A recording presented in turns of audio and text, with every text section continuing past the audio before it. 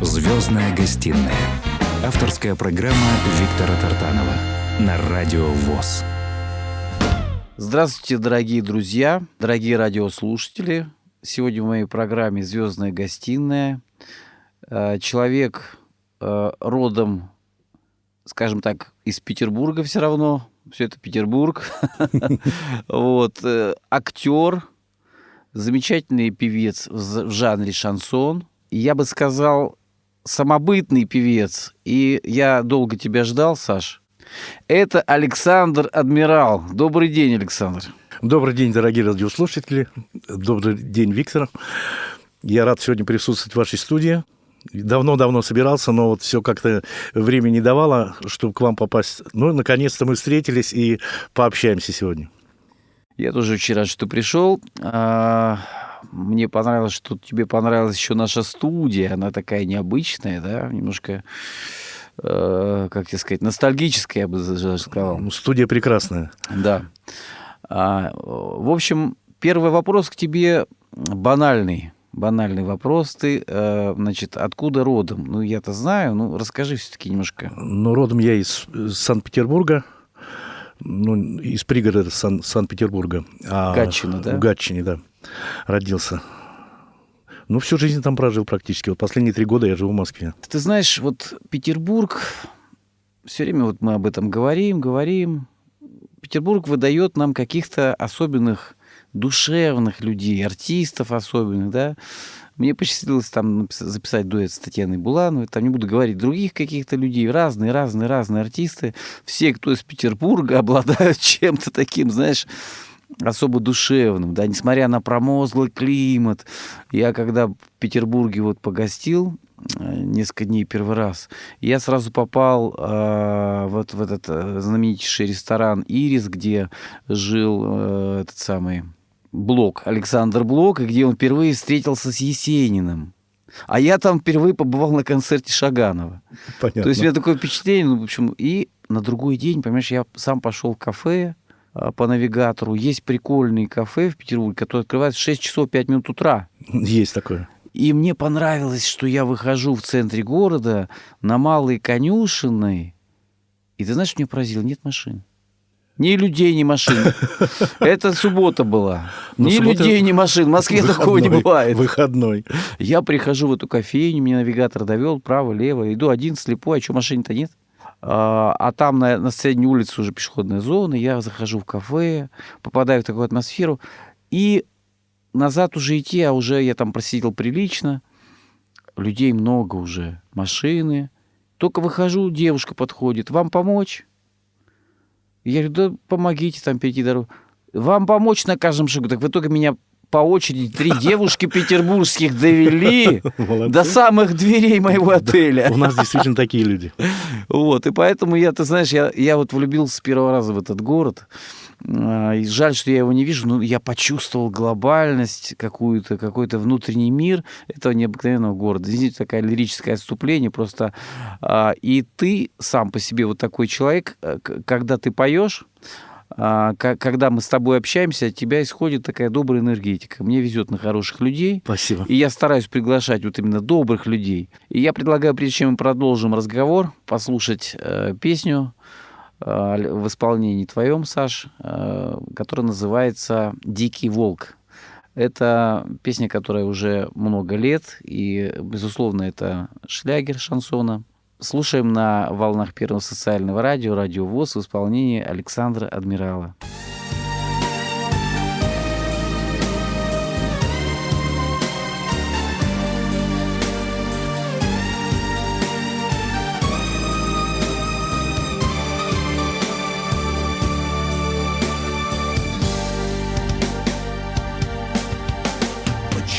Сегодня все не так, даже небо плачет по-другому.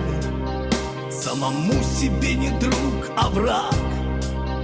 Привыкаю к воздуху чужому, только поцелуй твой не забыл, тот, который в сердце растворился. Я свободу в жизни не скопил, и как волк в облаве очутился. Захлопнута клетка, поставлен конвой, и я отвыкаю быть рядом с тобой. Меня ты не жди, ну какой в этом толк? Любовь не любовь, если я дикий волк.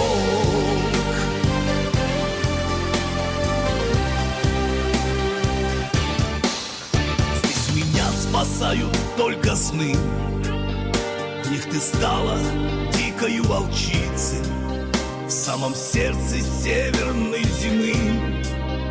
Обещай мне каждой ночью сниться, не могу хозяину служить, не сумею притворяться долго, ведь собакой трудно волку быть, а без воли жизни нет у волка. Захлопнута клетка, поставлен конвой, и я отвыкаю быть рядом с тобой.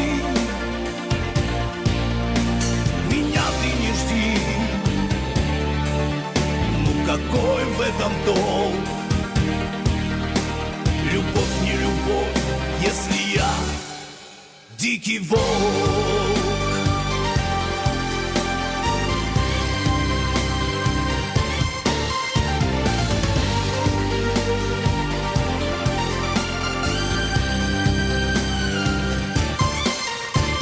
Захлопнута клетка, поставлен конвой, и я отвыкаю быть рядом с тобой. Меня ты не жди, ну какой в этом толк? Любовь не любовь, если я дикий волк.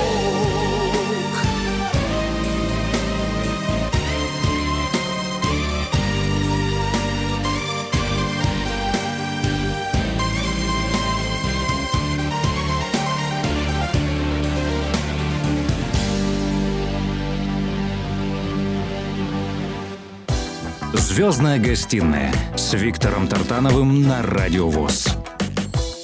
Саш, замечательная песня. Ты автор слов и музыки? Нет. Нет?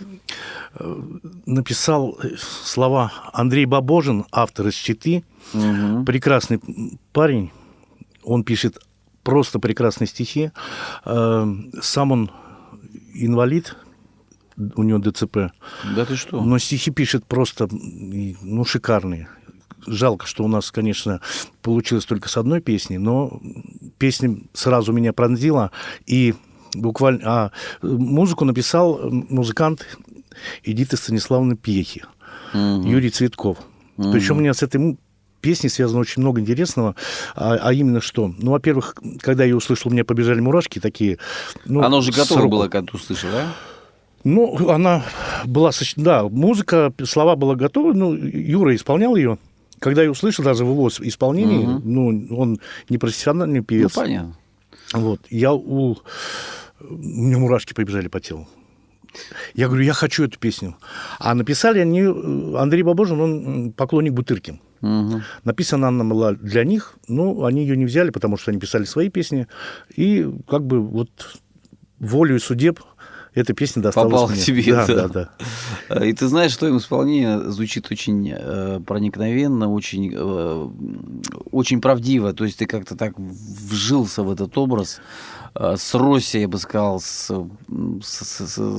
шкуры этого волка. Вот, поэтому песня, на самом деле, вот мы слышим ее, по крайней мере, в плейлистах и на Ютубе, везде. У тебя есть странички в социальных сетях, Да, Саша? конечно, во всех Дорогие сетях. друзья, подписывайтесь. Александр Адмирал. Замечательные душевные песни и лирический шансон. И сейчас чуть позже мы послушаем необыкновенную песню, которая буквально она сейчас какое-то время назад взорвала интернет. Потрясающая песня. мужичок за 50, да? Ну, это не моя песня, это песня моего друга Дмитрия Василевского. Тем не менее, ты ее поешь же. Ну, с его личного разрешения, Да, да. сейчас уже с разрешения его супруги, Димы нет, к сожалению, с нами, вот с разрешения его, как говорится, правообладателей, я пою Нет, эту ну, песню. мне очень понравилось в твоем исполнении, она тоже звучит очень красиво. Вот сейчас попозже послушаем. Но я, знаешь, хотел спросить. Вот, безусловно, живя в Петербурге, да, вот ты как-то так получилось, не сразу попал в музыкальную какую-то струю. Расскажи, пожалуйста, где и кем ты только не работал, вот об этом. Ведь я работал, я не знаю, чем я не занимался только в своей жизни, я работал водителем, я не знаю, кем я не работал. И строителем, да? И строителем, и водителем, и торговал, и мясником работал, я не знаю, кем еще. И, дорогие друзья... С матерью работал в бане. Баню убирал, да? когда мне было 13 лет. Я начал очень рано работать с матерью. Ну, матери помогал. Вот. И как бы всю жизнь работаю. И всю жизнь пою. Да. И еще самая удивительная история, что он попал еще на НТВ в сериалы. Как это произошло? Ну, это, как говорится, как сказать правильно... Судьба. С легкой руки Лалы Хоппер была мне друг мой, прекрасная певица Лала Хоппер. Вот я не знаю, там дуэт у нас есть, по-моему, я оставил дуэт там между Питером и Москвой, да, обязательно. Вот с ее легкой руки я попал на сериалы. Мы зашли на Ленфильм, оставили свои фотографии, и однажды меня пригласили на роль. А знаешь, почему мне кажется? Потому что ты какой-то вот, как тебе сказать, характерный персонаж. Вот у тебя есть харизма. Вот если у артиста нет харизмы, а ты много где поработал, много чего повидал, разных людей, да, пообщался с огромным количеством и хороших людей, ну, больше хороших, да, видел жизнь, так сказать, и ты, по-моему, готовый по жизни актер. Ну, я и в армии служил еще. И в армии... В военно-медицинской академии. Да, и причем там тоже ты же не оставлял свои занятия. Нет, я и там тоже пел, да. Поэтому вот песня тебе и строить, и жить помогает и до сих пор. Вот, и низкий тебе поклон, потому что армия твоих поклонников очень велика. Я еще, будучи в Ростовской области, слышал много о тебе и слышал твои песни в сборниках, естественно. Вот у меня такой вопрос. Как вот именно ты понял, что песня – это судьба? То есть есть такие люди, которые, знаешь, вот попели, что-то не пошло, бросили, там, чем-то другим занялись, там, торговлей, там, чем-то еще, а ты вот как бы не складывалась жизнь, съемки, там, сериалы, а ты продолжаешь петь. То есть ты понял, что это твоя судьба, и на самом деле у тебя это выходит, ну, лучше, чем многих. Ну, я тебе скажу, начинал я не с этого, я начинал... с музыки, просто с музыки. Я учился там на разных инструментах играть. Когда я пришел, ну, жили мы не особо богато, как говорится. Денег особо не было. Пришел к маме, сказал, мама, отправь меня в музыкальную школу. Она сказала, сынок, много кружков, иди занимайся. Как говорится, на школу денег у нас нет. Не от тебя первого слышу, вот в советское время была такая трудность у многих. Ну да, конечно. Ну, в то время не все жили богато. Затем... Пока я занимался музыкой, я занимался во многих кружках, и театральном, и я рассказывал стихи, я не знаю, как это называется. Декламировал. Декламировал, да. И в школе же я начал петь, и в хоре. И мои подружки-девчонки, одноклассницы, они занимались в хоре, и я вот первые шаги у меня были в хоре. Ну, а, конечно же, самые первые шаги, конечно, это все прививал мой отец. Он со мной вместе пел. Он тоже пел, да? Да, у него голос прекрасный был. На чем играл? На баяне, наверное? На гармошке. На гармошке. Причем тоже самоучка. Он нот не знал, он слухач был. И на слух все подбирал. Буквально все. В общем, это у тебя как бы от природы. Вот когда, знаешь, раньше в Советском Союзе, да, мы же с тобой из Советского Союза, раньше какие-то праздники, везде самодеятельность, на каждом предприятии, в каждом дворе, вот как в Петербурге там колодцы назывались, да, всегда, мне кажется, люди под гитару, под гармошку как-то звучала песня родная, да, грела душу. Сейчас мы где-то там выходим в подворотне, там, и из машины льется что-то непонятное часто, да, противоречащее нашему действительно, Слуху, нашему да, сердцу, да, режущее слух и даже диссонирующее, да, по нервам.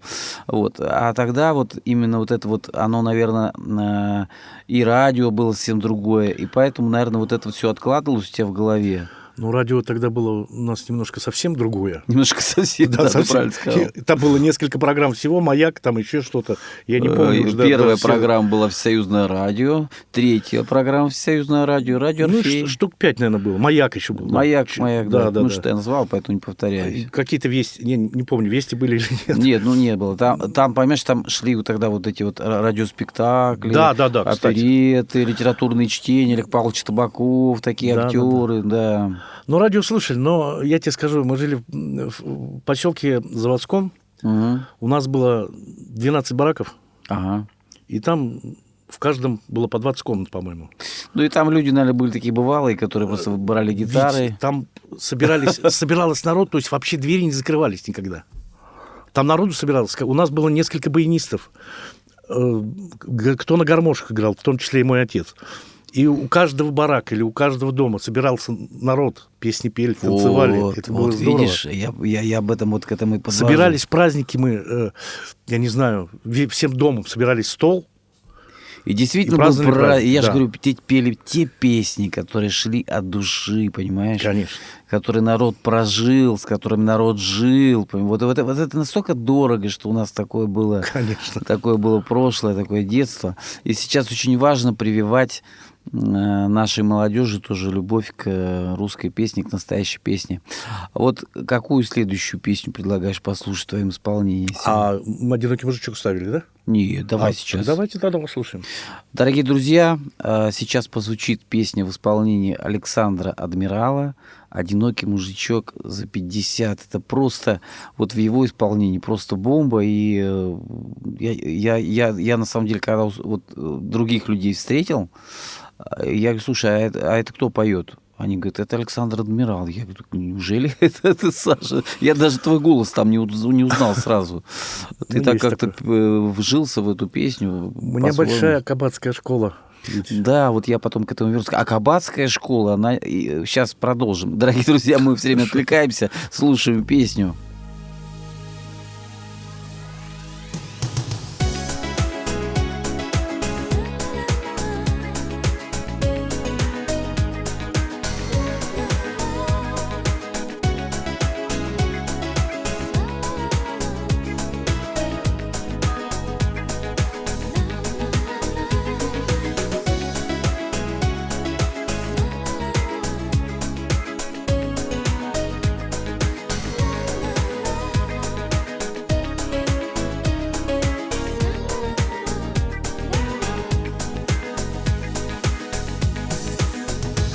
Одинокий мужичок за 50, неухоженный.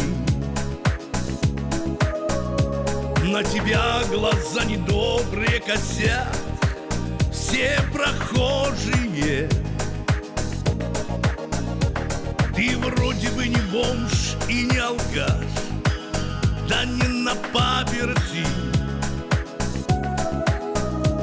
Но не можешь ты сидеть, пришла весна, дома в заперти.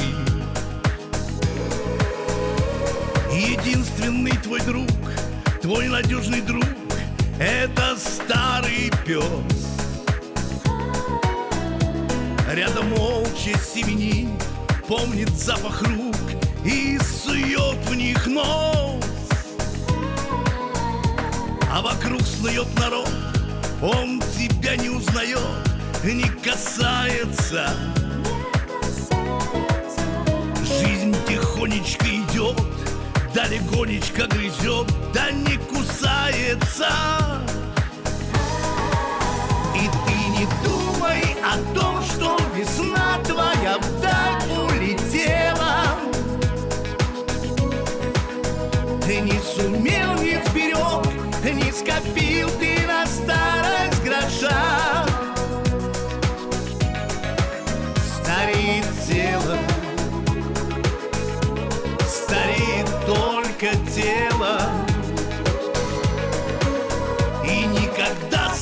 слышишь, ты никогда не стареет душа. Одинокий мужичок за 50, неухоженный, на тебя глаза недобрые косят все прохожие.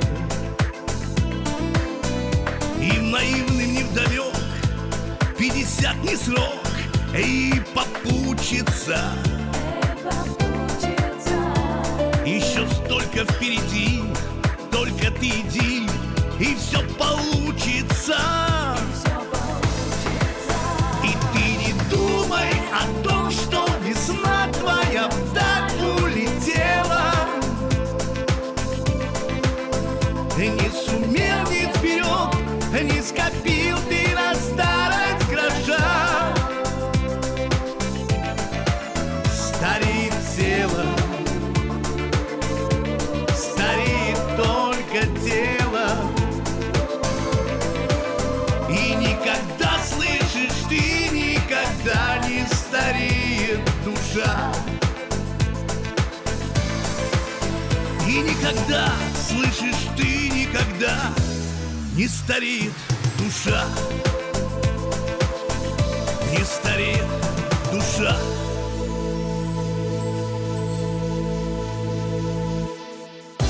«Звездная гостиная» с Виктором Тартановым на Радио ВОС. Замечательная песня, и вот многим, кому уже за 50, и тем, кому еще уже скоро будет 50, вот, эта песня, она зашла, как сегодня говорят, да, зашла в наши души, сердца. Я хочу вот спросить у тебя такую вещь. Жизнь, как говорят, прожить не поле перейти, да? И в твоей жизни вот столько вот поменял ты профессии, мы уже говорили, да? Сейчас вот о чем ты мечтаешь? Я мечтаю о музыке. О музыке, да? О чем еще можно мечтать? Тобой записано официально, значит, 2 альбома. Как они называются? Номер 1 «Вихрь звездопада». И не 2, а у меня вообще 4 альбома. Угу. Потом, ведь я даже не помню, как там все названия. Угу. И на 3 вот мы писали официальные альбомы. Угу. Ну, а потом уже, как сейчас водится, есть возможность, записал песню, выпустил, так сказать. Да, сейчас в основном диски не выпускают, все пишут песни, выставляют их в интернет. Сейчас диски как бы никому не нужны. Если хочешь, чтобы узнали твои песни, то выставляешь в интернет и их скачивают. Хорошие песни, они сами по себе расходятся, сами Да? себя продвигают. Да, да. Служба в армии, например, да, тоже же дала какой-то опыт. Вот у тебя такой образ, была же группа еще «Адмирал», да? О, это отдельная история. Вот сначала давай поговорим о кабаке, а то мы забыли эту тему. Я с кем только не общался, вот ты, наверное, знаешь, видел обо мне информацию. Вот, мне посчастливилось, никому не дает интервью, там, Владимир Павлович Осмолов, да? 5 лет вообще уже ни с кем не общался. В прошлом году я с ним связался, как его разыскал. Он говорит: тебе хорошо, я дам тебе интервью. Вот, мы с ним поговорили. Вот. А потом, значит, Рада Рай, другие какие-то люди, вот, ну, кого не возьми, Артур Руденко, там, да, все наши друзья. Все, ну, что говорить, там, не будем никого больше называть, все говорят: ресторан – это лучшая школа. Вот расскажи, как вот это вот повлияло? Это вот, наверное, потому что сказали, то и пой, да? Вот хочешь, знаешь, не знаешь, а пой. Ну нет, зачем? А как? Нет, конечно, когда заказы идут, и ты, естественно, ты исполняешь эти заказы, если ты знаешь, если ты эту песню пел когда-то. Бывает, что и не пел, а слышал просто. Ну вот, я же тебе говорю. Бывает и так, конечно, бывает так. Ну, а в основном, конечно же, стараешься снять, ну, как я делал, я не знаю, как правильно или нет, но я делал так, чтобы она была исполнена так, как она была исполнена в лучшем виде, то есть в первозданном виде. То есть спел, например, «Круг» с песню, да? Угу. Значит, я должен ее исполнить именно так, как спел ее «Круг». Ну, может быть, где-то немножко приукрасить, ну, какие-то нотки добавить, но не так, чтобы она звучала вообще непонятно Ну, не как. испоганить, короче Ну говоря. да, чтобы не испоганить песню, а чтобы она звучала именно так, как народ привык и полюбил эту песню. Потому что, ты знаешь, зачастую бывает, тут слушаешь в ресторане, да, и думаешь, лучше бы вы ее не брали за эту песню, если не умеете. Вот, в том-то и дело. И сколько приблизительно ты отдал этой профессии времени? Я сейчас посчитаю. Да, очень много времени. Вот. Я знаю, что одно время ты прям в некоторых ресторанах в Петербурге был завсегдатаем, при этом постоянно работал. Да. Вот. И таким образом, так сказать, народная любовь в Петербурге тебя сначала настигла. Вот. Я в 90-х начал работать. Первый ресторан, по-моему, 95-й или 94-й год. Как-то вот так. Угу. Ну, как раз начались да, такие в рассвет, годы. да. Да, в рассвет. Да, все повидал в ресторанах, как говорится. А вот скажи, самые вот такие яркие воспоминания из твоей творческой жизни, вот когда ты разучиваешь песню какую-то, да, когда ты в нее там вживаешься в образ, какие вот песни самые близкие твоему сердцу из твоего творчества? Вот так вот, если, ну, понятно, что не все дороги, да? Вить, ну каждая песня — это отдельная жизнь, понимаешь? Как тебе сказать правильно? Это... Ну, действительно, ты каждую песню поешь, как проживаешь какую-то отдельную жизнь. У меня одна песня только своя, ну, мной записана и выставлена, а в основном у меня мои друзья для меня писали песни. Это и Андрей Данцев, и Павел Бекерман, и Лала Хоппер, и вот Дима Василевский мне дал песни, Эдуард Кузнецов, прекрасный поэт, и Зиновий Бельский. Много народу, кто со мной работал. И это были прекрасные люди, и каждой песней я... Обогащался. Да, я проживал ее как отдельную жизнь. Я представлял, как автор ее писал, что он при этом чувствовал, и пытался передать эти чувства в песне. Поэтому вот твое творчество, оно такое вот и проникновенное, и разноплановое, потому что, когда, знаешь, бывает, работаешь с одним автором, долго человек работает, и уже, ну, так, между нами говоря, слушаешь какого-то артиста, думаешь, ну, вот все песни в одном духе, да? Вот в том-то и дело, что я и пытался, чтобы авторы были разные, и песни совершенно разные. Получились у меня песни совершенно разные. У меня нет одинаковых песен. Они в разных направлениях, как говорится, звучат. То есть ты не хочешь признаться, чтобы никого не обижать, какие тебе ближе все, вот прям так вот? Вы знаете, которые песни я пою, все близкие. Ну, я выделить не могу. Эдуард Шор вот сейчас написал, отдал мне 2-3 песни. Вот я еще не все записал, 4. Слушай, а расскажи, какие будут новинки вот песни, кстати, по секрету. Сегодня будет песня Эдуарда Шора «Мой сон». Угу. И я думаю, может быть, «Королева», если получится. Давай сейчас послушаем тогда, какую из них. Нет, ведь я хотел бы, знаешь, что послушать? Все-таки мне близок мой город, и с Лалой Хоппер когда-то мы сделали дуэт. Дуэт, да. И называется он «Между Питером и Москвой». Я вот хотел бы его послушать. Во-первых, это песня о моем городе, ну и о любви. Слушаем с удовольствием, наслаждаемся этой песней на волнах радио ВОС. А также можно посмотреть клип в интернете на эту песню.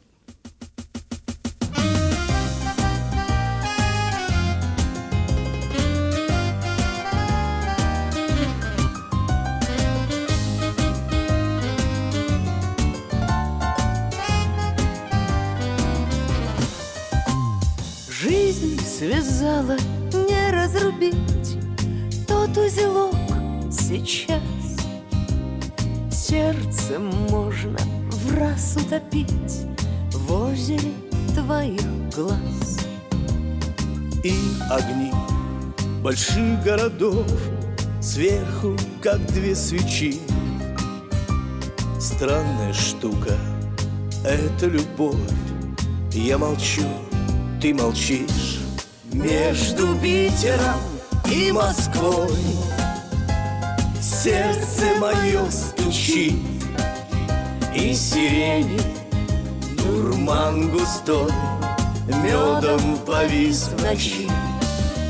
Не успели мы загадать с падающей звездой Чтоб душа не рвалась опять между Питером и Москвой. Город вновь накрывает гроза, а тебя ждет семья. И лишь один московский вокзал в ночь проводил меня. Даже ангелы, чтобы хранить, за тобой унеслись. Если б можно было прожить, Не выбирая из между Питером и Москвой, сердце мое стучит, и сирени дурман густой медом повис в ночи. Загадали мы, не дыша, с падающей звездой. Только рвется опять душа между Питером и Москвой.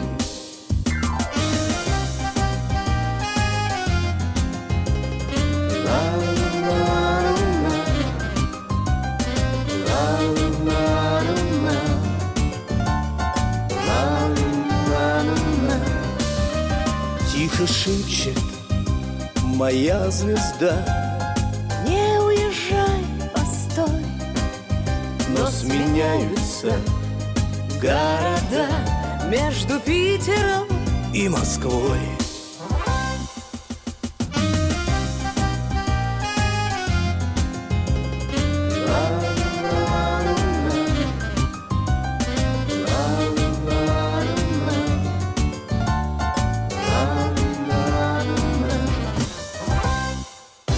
«Звездная гостиная» с Виктором Тартановым на Радио ВОС. Дорогие друзья, напоминаю, сегодня гость программы «Звездная гостиная», прекрасный исполнитель в жанре шансона, который песню пронес в душе, пропустил через себя и выдал такую, знаешь, я бы сказал, обойму, потому что, во-первых, Александр Адмирал сразу мужественность, да, мужественный образ. И все песни твои, они, вот знаешь, такие песни настоящего мужчины. Спасибо. Вот, поэтому я вот хочу выразить от имени всех наших радиослушателей признательность за твое творчество, за то, что ты делаешь. Самое главное, еще хочу сказать, что вот любовь к Петербургу, она никогда ни у кого не проходит. Я не родился в Петербурге, но когда побывал там, я уже влюбился в этот город навсегда, поэтому периодически тянет побывать, хотя я его не вижу. Вот, скажи, пожалуйста, а вот ты сказал о том, что автор там один был вот этот человек с ограниченными возможностями, да? Андрей Бабожин, да. Да, Андрей Бабожин. А так вообще вот сегодня много говорят там о проблемах людей с ограниченными возможностями и так далее. Скажи, пожалуйста, ты как-то по жизни вот сталкивался с какими-то примерами, когда вот человек там чего-то лишен, да, а тем не менее, значит, он вот чего-то добился там и так далее. Какие-то были примеры в твоей жизни, и вот эта тема мне интересна. Ведь я видел слепых музыкантов, прекрасных музыкантов. У меня вот есть в Питере Алексей Вечер, прекрасный слепой музыкант. Он был у нас уже в гостях. Да ладно? Да. Вот. Он патриотический человек, да, верующий. патриотически верующий, да. Вот. Кто еще? Ну, в принципе, так-то много встречал людей, которых без ног, без рук, но они что-то в жизни добивались, что-то делали, понимаешь? Это хорошо, когда человек с ограниченной возможностью не сидит на месте, а пытается что-то сделать для себя, для людей, ну и вообще для страны. Да. И это прекрасно, что люди не замыкаются в себе, а пытаются как-то жить, а надо жить. жизнь, она все равно... Вот сегодня все говорят о том, что происходит постоянно, там, да, какие-то вот, не будем сейчас говорить, озвучивать проблемы, да, но ведь проблемы, они у нас есть всегда, и не было такого времени, когда бы их не было, согласись. Однозначно. Бывает черная полоса, бывает белая полоса, бывает 2 черных подряд. Но лучше, Вот. когда 2 белых. Да, лучше, когда 2 белых. Но мне кажется, что наша страна, она такая, вот где именно артисты поддерживают боевой дух нашего народа. И поэтому вот сейчас, какие бы времена ни были, нам всегда помогают песни. Нам помогает разнообразие наших певцов, которых мы любим. И ретро, и тех, которые сегодня есть. Вот. И ты согласен, что вот именно наша страна, она особенная, и нас трудно как-то вот сломить какими-то там вирусами, еще чем-то. Это даже не оговаривается. Да, как вот твое отношение, вот как ты для себя, вот у тебя, ты все-таки позитивный человек, какой у тебя рецепт хорошего настроения, вот как ты себя настраиваешь на то, что надо трудиться, продолжать жить и радоваться жизни? Ну, настроение не всегда бывает такое радужное и веселое. Понятно. Приходится вставать утром, говорить, что все будет хорошо, верить, что будет хорошо все, и трудиться, надеяться, верить в это. Где приходилось выступать? Ты объехал, наверное, фактически всю страну, да? Вот, Только всю страну. И в Украине был, и в Израиле был. Я вот почему это спрашиваю, что говорят, знаешь, что наша публика самая лучшая, а за рубежом, мне кажется, тоже наши люди, которые слушают, они ничем не хуже, наверное, воспринимают. Вот вообще не хуже. Я был в Израиле, меня так тепло принимали. Там публика, просто шикарная. В Украине то же самое. Мы собирали полные залы. По России тоже самое. Там везде русские люди. Да. И везде воспринимают песню, прекрасно воспринимают. Люди теплые. Когда ты отдаешь тепло, ты в обратку получаешь то же самое тепло. Есть, конечно, негатив, но откуда от него денешься? Но в основном это теплые, хорошие люди, которые смотрят на тебя такими глазами, это не передать. Это не передать. Да. Скажи, пожалуйста, а кто вот так вот по жизни вот для тебя в какой-то степени вдохновлял вот на творчество? Творчество каких-то, может быть, певцов, музыкантов российских наших, советских? Есть такие или нет? Понятно, что самобытен. Я слушал всю музыку практически, и запрещенную в то время музыку. Меломан, короче говоря. Да. И на гитаре я учился играть подворотни. А вот самый, как говорится, кто двинул меня на это дело, я могу сказать, это Андрей Данцев, мой же автор, который дал мне песни, который сказал, что в кабаке мне не место, а надо выходить на сцену. И в каком это году произошло, что вышел именно на сцену уже? Ой, 2000 по-моему, да. Это в Москве на его концерт, я не помню точно. Сейчас врать не буду. Я не могу сказать точную дату. Я работал в заведении. И ко мне приходил друг. Он пел у меня иногда песни. Он говорит, слушай, говорит, мне так нравится, как ты поешь. Говорит, давай-ка, я тебя познакомлю с автором-исполнителем. Вот мой одноклассник, говорит, Андрей Данцев. И когда Андрей приехал, он приехал к нам на эфир на радио «Шансон» Санкт-Петербург. И заехал ко мне в ресторан, послушал меня. И тут он сказал, буквально он послушал 2-3 песни, говорит, и говорит, да пойдем, я с тобой поговорю. Пошли поговорили, он говорит, Саня, говорит, тебе надо, говорит, заниматься по-другому немножко музыкой. С этого началась наша дружба, переписка. И потом я приехал к нему, он мне отдал несколько песен, познакомил меня с Павлом Германом, мой первый продюсер. И начался творческий путь.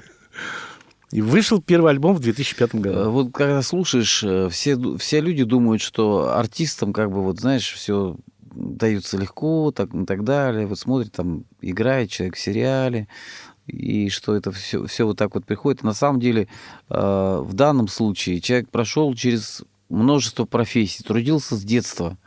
Столько было всяких разных, как сказать, и побед, и где-то, может быть, каких-то проблем, да. Тем не менее, прошел сквозь годы и остался твердо стоящим на ногах, вот, и сегодня востребованным Александром Адмиралом. Я просто вот давно тебя звал. Почему? Потому что вот сегодня не хватает этой вот такой, знаешь, именно какой-то мужской песни такой, знаешь, в которой душа, которая действительно вот не слащавая, не будем кого обижать, просто бывает вот много сейчас поют такими сладкими голосами, вот, а ты поешь, понимаешь, вот так, как, мне кажется, должен звучать шансон. Какую следующую песню мы послушаем? Ну, я думаю, что мы послушаем песню моего первого автора, которая называется «Двухкопеечная монета». Это автор песни Андрей Данцев, мой большой друг и мой, как говорится, учитель и мой создатель, можно сказать. Твой проводник в мир искусства. Да. Всё, ты прав, Федя. Да, слушаем эту песню на волнах Радио ВОС.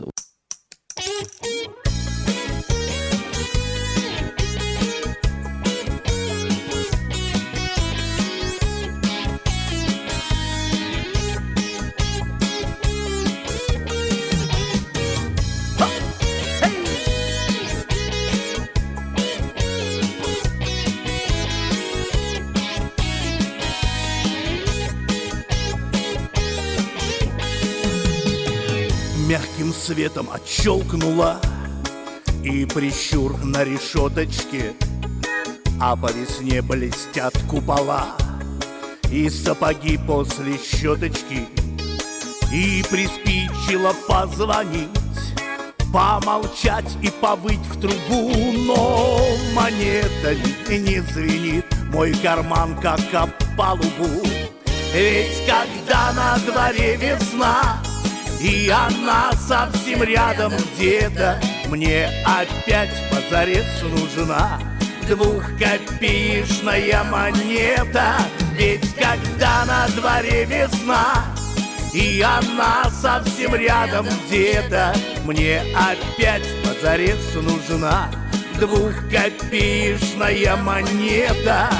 Я вдоль детства ее искал поперек пролетевшим годом, но в руках лишь бумажек свал и стабильная непогода. Да ведь теперь таких нет монет и любви на тюльпан похожей, и вселенной, наверное, нет, и друзей моих многих тоже. Ведь когда на дворе весна, и она совсем рядом где-то, мне опять позарез нужна двухкопеечная монета. Ведь когда на дворе весна, и она совсем рядом где-то, мне опять позарез нужна двухкопеечная монета.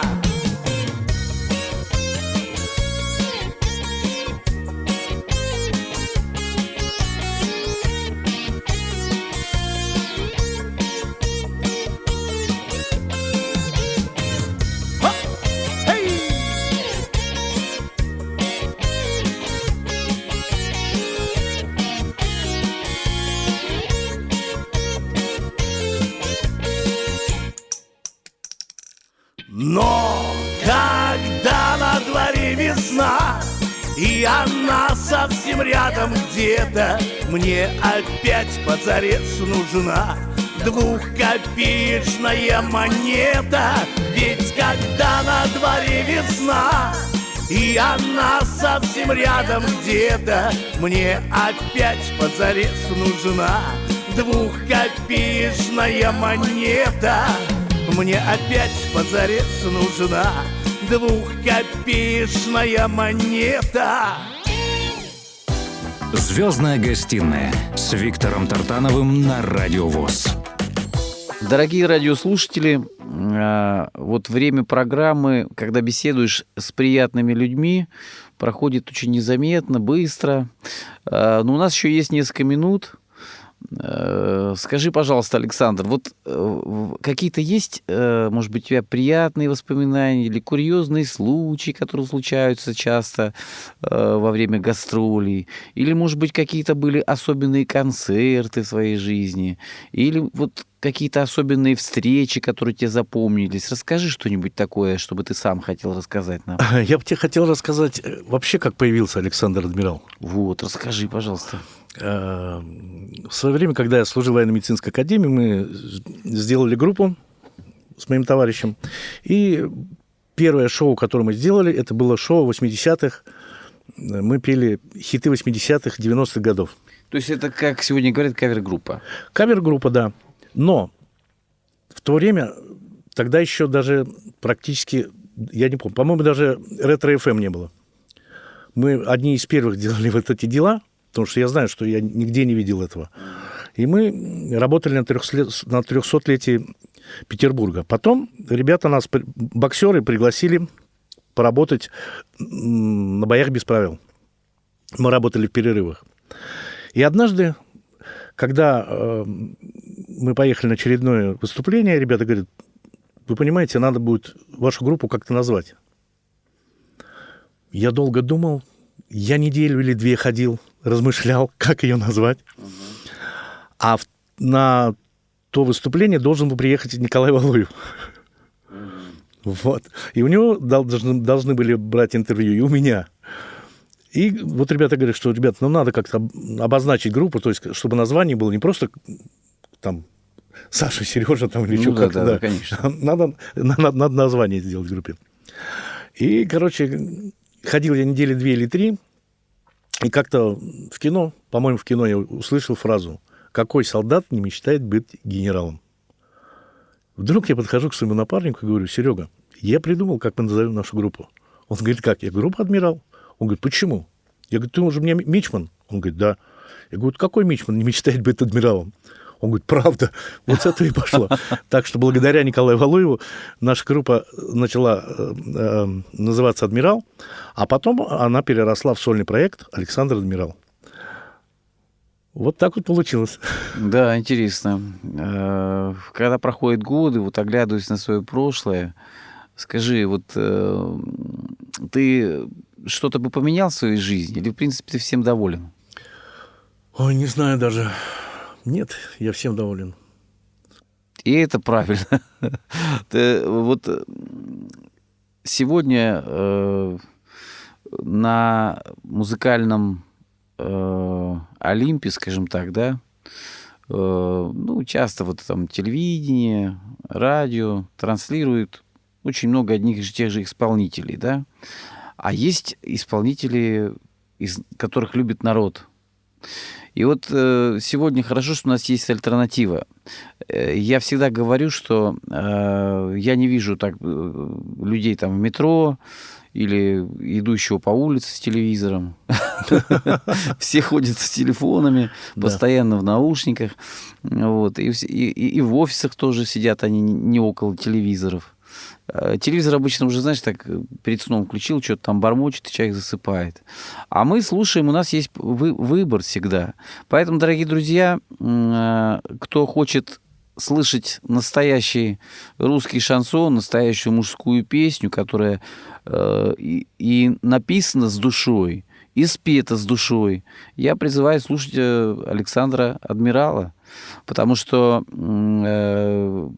сегодня время, когда засилие вот ширпотреба, да, оно уже надоело.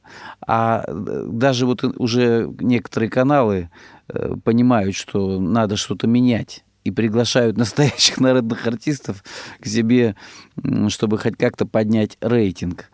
Поэтому вот открываешь там какие-то социальные сети, и там не лезет первым Филипп Киркоров там, или Басков, а там исполнители, которых по-настоящему любит народ. И ты, Александр, относишься к таким людям. Я когда в некоторых группах там в сетях делюсь песнями, там, чтобы люди послушали, я с удовольствием добавляю твое творчество. Вот. Я хочу пожелать тебе творческого долголетия, чтобы вот побольше новых песен. А та энергия вот, мужественности, энергия добра, которую ты несешь, справедливости, честной песни, чтобы она сопровождала дальше тебя по жизни и успех. И вот чтобы вот эти все времена закончились, и ты поехал по стране. Вот это я тебе желаю. И будь здоров. Спасибо за то, что ты сегодня пришел, сделал такой подарок нашим радиослушателям. И в завершении послушаем песню «Королева». Ты не против? Да, я не против. Это песня моего друга из Израиля, Эдуарда Шора. Называется она «Королева». Итак, это был Виктор Тартанов и мой гость Александр Адмирал. Адмирал. До свидания. До свидания.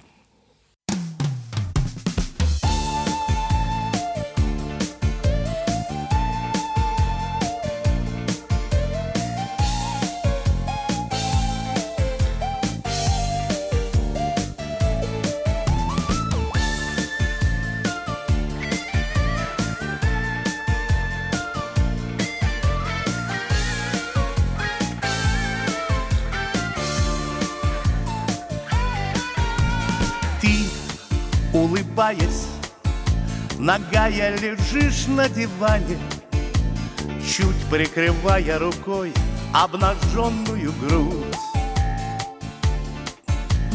Белая кожа почти что слилась с кружевами, ну а во взгляде может любой утонуть. Жалко, что я не художник, владеющий кистью. Я б передал красоту полусомкнутых век. Я не писатель, фантаст и не мистик, просто сошедший с ума от любви человек. Рыжие волосы плавно легли на подушку. Нет такой краски в природе, чтобы их срисовать. Пухлые губы и вздернутый носик немножко, и запах тела такой, что не передать, не передать. Жалко, что я не писатель, владеющий словом. Я описал бы в романе все чувства свои. Я не придурок из клуба ночного, просто мужчина, сошедший с ума от любви. Ты королева моя, я твой преданный рыцарь,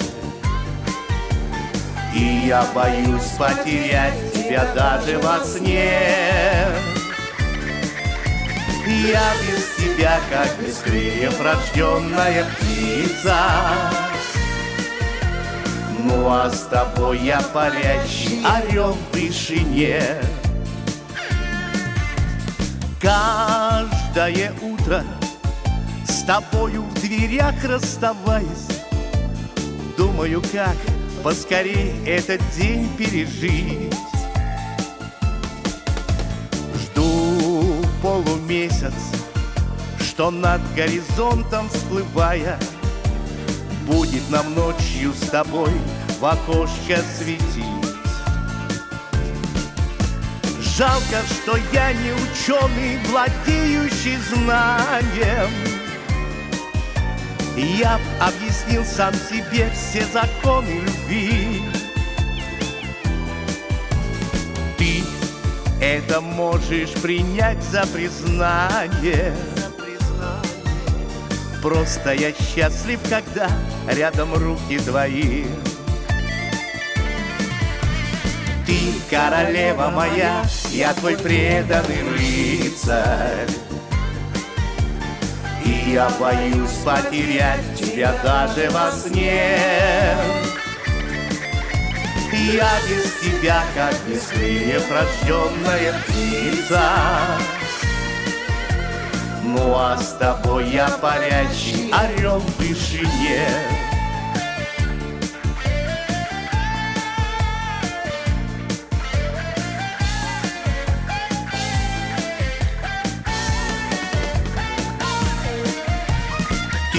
королева моя, я твой преданный рыцарь. И я боюсь потерять тебя даже во сне. Я без тебя, как без крыльев рожденная птица. Ну а с тобой я парящий орел в вышине. Ну а с тобой я парящий орел в вышине.